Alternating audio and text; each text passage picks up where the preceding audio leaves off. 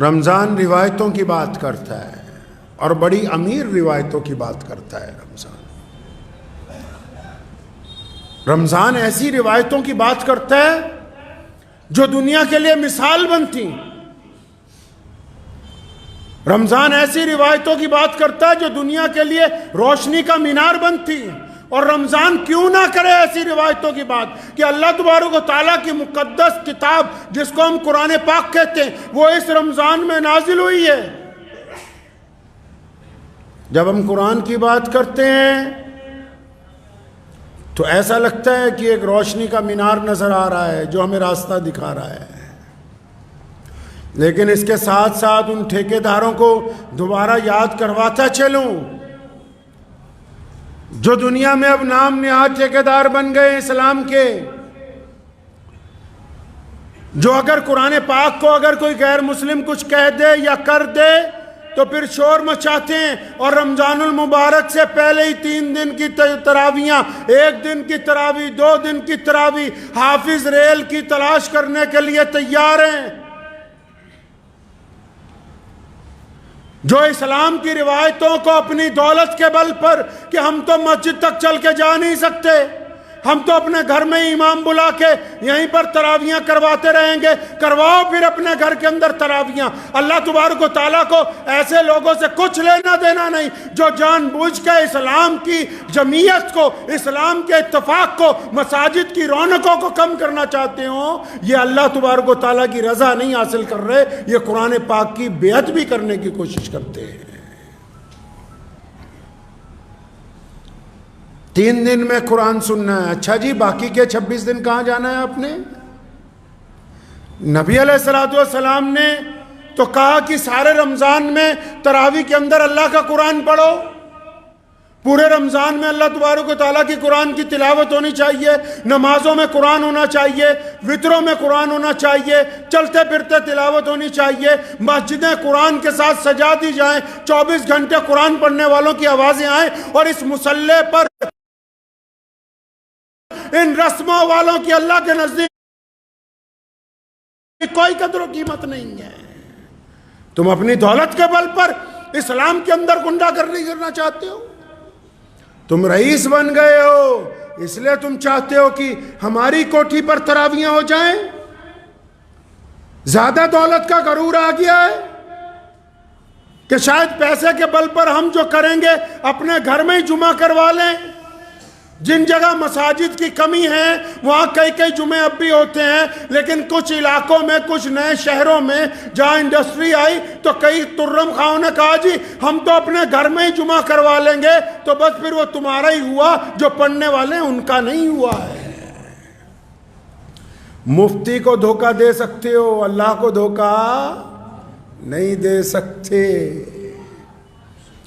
اپنی طرح کا مسئلہ لکھ کے، اپنی طرح کے سوال لکھ کے، اپنی مرضی کے سوال جوڑ توڑ کے، اپنا الو سیدھا کرنے کے لیے کسی دارالافتاء والوں کو تو نعوذ باللہ کہیں نہ کہیں کمی بیشی کر کے گمراہ کر سکتے ہو، لیکن وہ رب جو دلوں کا حال جانتا ہے، جس رب کے کریم رسول نے کہا اور جس حدیث کو پہلی حدیث کا درجہ دیا، جس حدیث کو امام بخاری نے سب سے پہلے لکھا، جس میں رسول اللہ نے کہا او کما قال النبی علیہ السلام انما الاعمال بالنیات، فرمایا تمہارے اعمال کا دار و مدار نیت پر ہے۔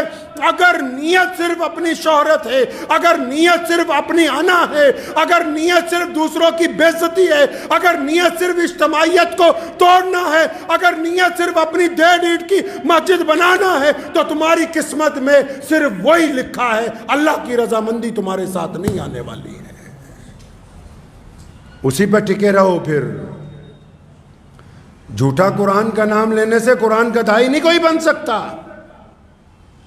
اپنی مرضی سے اسلام کو چلانا چاہتے ہیں کہ رمضان میں جب ہمارا دل کرے گا ہم ویسے تراویح کرا لیں گے، اپنا لب و لہجہ دستور محمد الرسول اللہ کا ہے، دین محمد الرسول اللہ کا ہے، قاعدہ محمد الرسول اللہ کا ہے، عمل محمد الرسول اللہ کا ہے، اور یہ قرآن محمد الرسول اللہ کا ہے۔ کوئی کتنے سے کتنا بڑا مائی کا لال کیوں نہ آ جائے، رسول اللہ کے طریقے کو تبدیل نہیں کر سکتا ہے۔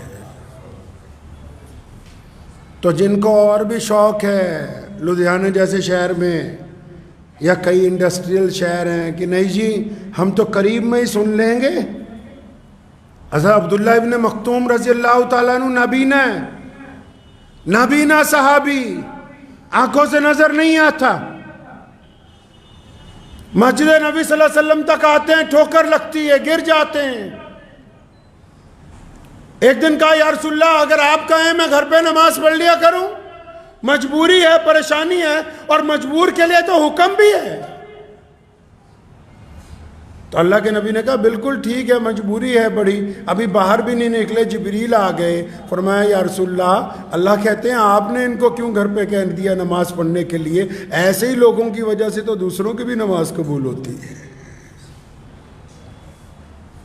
یہ نزول قرآن کا مہینہ اس لیے ہے کہ اس مہینے میں قرآن کو پڑھا جائے، اس مہینے میں قرآن کو سمجھا جائے، اس مہینے میں قرآن پہ عمل کیا جائے، اس مہینے میں قرآن کی روح کو سمجھا جائے، اس مہینے میں قرآن کے کہنے پر چلا جائے. اور اگر صرف پڑھ کے صرف 10 دن میں 5 دن میں فارغ ہو کے بھاگنا ہی ہے تو یہ کوئی بندہ اس کو قرآن کا دائی نہیں بن سکتا ہے. کیا کہا قرآن نے؟ قرآن نے کیا کہا؟ اگر یہ رمضان آ گیا تو پھر لے آئیے کچھ ایسے لوگوں کو جو مسجد میں کم از کم ایک رکوع کا روزانہ ترجمہ کر کے آپ کو تفسیر بتا سکیں تراویحوں کے بعد کہ اللہ کا قرآن کہتا کیا ہے. اللہ کا قرآن بار بار کہتا ہے کہ جس اولاد پر، مال پر، اس مال پر جس کے ختم ہو جانے کا تمہیں خطرہ ہے، تم اس کو لے کے رب کو چھوڑتے ہو. اللہ کے قرآن نے کہا عورتوں کو کہ اپنا چہرہ ڈھانپ لو، لیکن اس سے پہلے مردوں کو کہا کہ اپنی نگاہوں کو نیچے کر لو. اللہ نے قرآن میں کہا نمازیوں کو کہ یتیم کی عزت نہیں کرتے، خراب ہیں ایسی نمازیں جو یتیم کا احترام نہیں کرتا. اللہ قرآن میں بار بار فرماتے ہیں کہ چغلی مت کرنا، کسی کے عیب مت تلاش کرو. قرآن میں بار بار اللہ تبارک و تعالیٰ کہتے ہیں کہ جاؤ غریبوں کی مدد کرو، مسکینوں کی مدد کرو، ضرورت مندوں کی مدد کرو. قرآن میں بار بار کہا گیا کہ جھوٹ کے قریب مت جاؤ، زنا کے قریب مت جاؤ. اب اگر قرآن پڑھیں گے ترجمے کے ساتھ تبھی پتا ہوگا کہ قرآن کہتا کیا ہے. میاں صاحب 500 روپے کسی کو دے کے ابا کے لیے دعا کرا کے مسئلہ حل ہونے والا ہے نہیں. دل کو سمجھانے کو غالب یہ خیال اچھا ہے کہ ہم نے 10 بچے گھر بلا کے قرآن پڑھوا لیا ہے. یہ خیال اچھا ہے آپ کے نزدیک کہ ہاں ہم مسجد میں گئے تھے، مولانا صاحب کو رسید کٹوا کے آ گئے اور شاید اب ہماری مغفرت ہونے والی ہے.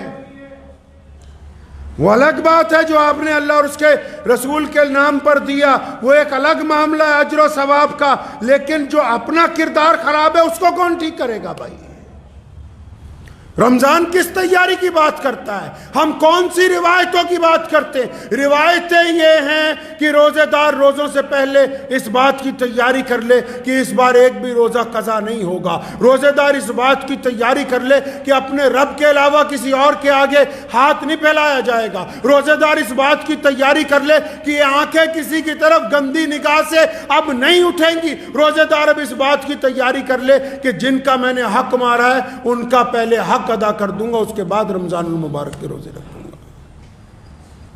تیاری اس کو بولتے ہیں. روایتیں یہ ہیں، اور رمضان المبارک کی روایتیں تو اتنی رئیس ہیں، اتنی جامع ہیں کہ جب آپ رمضان المبارک میں نبی علیہ السلام کے واقعات پڑھیں گے، نبی علیہ السلام کی زندگی پڑھیں گے تو آپ کو اندازہ ہوگا بھی کتنی قیمتی شے اور کتنی مقدس چیز اللہ تبارک و تعالیٰ نے اپنے پیارے محبوب حضرت محمد رسول اللہ کے ذریعے آپ کو عطا فرما دی ہے.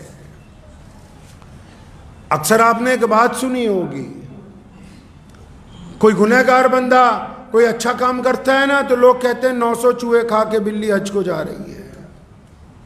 سنی ہے کہاوت کہ 900 چوہے کھا کے بلی حج کو جا رہی ہے؟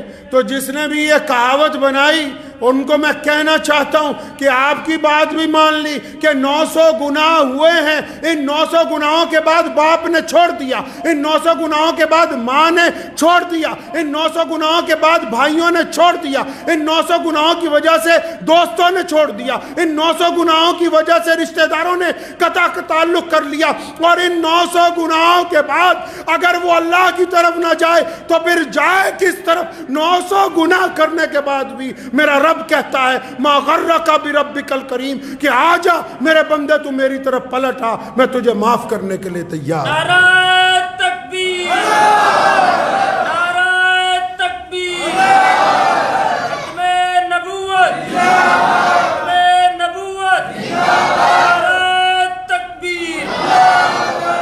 تو ذہن نشین کر لیجئے اس بات کو کہ ہم نے رسم نہیں نبھانی اس مرتبہ، ہم اپنے کردار سے روایتیں نبھائیں گے، ہم رمضان میں مظلوموں کی مدد کریں گے، ہم اپنے منہ میں لقمہ ڈالنے سے پہلے غریب کا خیال رکھیں گے، ہم وقت پر پابندی سے نماز پڑھیں گے، اور جو تجارت کرتے ہیں قرآن کی رمضان کے اندر اور جو مذاق اڑانا چاہتے ہیں، چاہے وہ کوئی متولی ہو، چاہے وہ کسی مسجد کا پردھان ہو، چاہے کسی بڑی سوسائٹی کا ذمہ دار ہو، چاہے وہ اپنے گھر کی چھت پہ تراویحاں کرانے والا ہو، ایسے جتنے غنڈے ہیں ان کے پیچھے نماز پڑھنا اور وہاں جا کے اپنے رمضان کی تراویحوں کو خراب کرنا، اس بات کو طے کر لیجئے کہ جو بھی قریب کی مسجد ہوگی وقت نکال کے اس مسجد کی زینت بنیں گے، تاکہ یہ مسجد بھی کل کو کہہ سکے قیامت والے دن کی عبد الرحمن رمضان کی تراویحاں میری زمین پر پڑھتا تھا۔ ہو سکتا ہے کہ بہت سارے لوگوں کو میری اس بات پہ اعتراض ہو کہ جی حافظ بہت زیادہ ہیں، اتنے حافظ کہاں جائیں گے، مسجدیں بھی کم نہیں ہیں، مسجدیں بھی کم نہیں ہیں۔ اور ہمت کیجئے، ایک میں 2 بار سن لیجئے، مسجدوں کی بھی تعداد کم نہیں ہے، اور اگر کم پڑ رہی ہیں تو اور بناؤ، اللہ کے گھر اور بناؤ، تاکہ یہاں لوگ علم حاصل کریں، عبادت کریں، بچے تعلیم حاصل کریں، لوگوں کی طرف پیغام محبت بڑھتا ہوا جائے۔ لیکن یہ نہیں ہو سکتا کہ ہم دستور کو بدلنے کی کوشش کریں، دستور کو تبدیل نہیں کیا جا سکتا ہے۔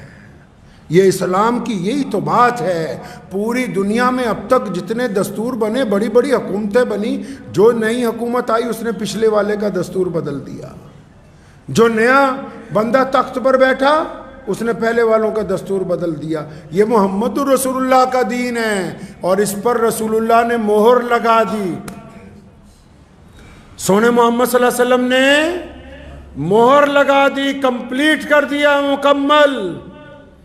اب کسی کی تعویلیں اس کو تبدیل نہیں کر سکتی، اور بلندی سر بلندی ہے ہی ان لوگوں کے لیے جو اللہ اور اس کے رسول کی اطاعت کرتے ہیں، عزتیں انہی کے لیے ہیں جو اللہ اور اس کے رسول کا کہنا مانتے ہیں۔ تو تیار ہو جائیں، اس رمضان میں کریں گے انشاءاللہ، روایتوں پہ عمل کریں گے انشاءاللہ، رسمیں نہیں نبھانی ہم نے، انشاءاللہ ہم روایتیں نبھائیں گے، اور وہ روایتیں جو رسول اللہ صلی اللہ علیہ وسلم نے رمضان میں نبھائی ہیں اس کے متعلق انشاءاللہ تعالی رمضان کے جمعوں میں آپ کے ساتھ ذکر ہوگا۔ دعا کیجئے اللہ تعالیٰ مجھے بھی اور آپ سب کو اس پہ عمل کی توفیق عطا فرمائے۔ وآخر دعوانا ان